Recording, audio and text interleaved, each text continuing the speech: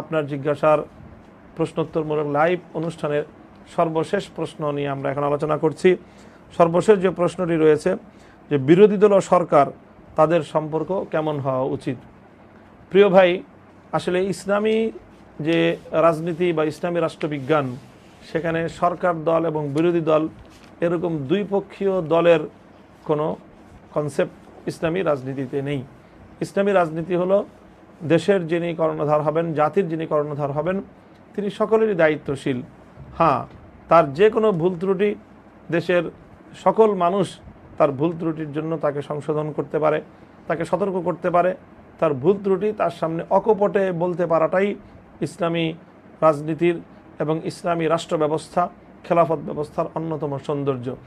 সুতরাং সেই হিসাবে যে কোনো ব্যক্তি অথবা যে কোনো গোষ্ঠী তারা সরকার এবং রাষ্ট্রপ্রধানের যে কোনো ভুলের যৌক্তিক সমালোচনা করার অধিকার ইসলামী রাষ্ট্র ব্যবস্থায় সম্পূর্ণরূপে তারা সংরক্ষণ করে। সুতরাং সেই হিসাবে যে কোনো ব্যক্তি সেখানে তার সমালোচনা করতে পারে, তার ভুল শুধরে দিতে পারে, অথবা তার যে কোনো ভুলের নিয়মতান্ত্রিক উপায়ে প্রতিবাদও করতে পারে।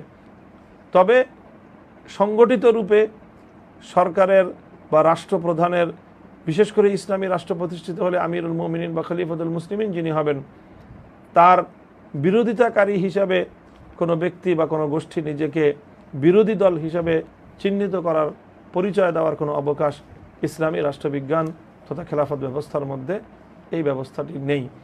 বর্তমান প্রচলিত এই যে সরকার দল এবং বিরোধী দলের যে একটি পাল্টাপাল্টি অবস্থান, এটি মূলত পশ্চিমা গণতান্ত্রিক ব্যবস্থার একটি অনুষঙ্গ। এটি ইসলামী রাষ্ট্রবিজ্ঞান অনুযায়ী ইসলামী রাজনৈতিক বন্দোবস্ত বাস্তবায়িত হলে এই ধরনের ব্যবস্থা থাকার কোনো সুযোগ নেই। প্রিয় দর্শক ও শ্রোতা মণ্ডলী, এই ছিল আপনাদের কাছ থেকে প্রেরিত এবং আমাদের কাছে আপনাদের পক্ষ থেকে প্রাপ্ত সকল প্রশ্নগুলোর মধ্যে থেকে বাছাইকৃত প্রশ্ন নিয়ে সাজানো আমাদের আজকের আপনার জিজ্ঞাসার নামক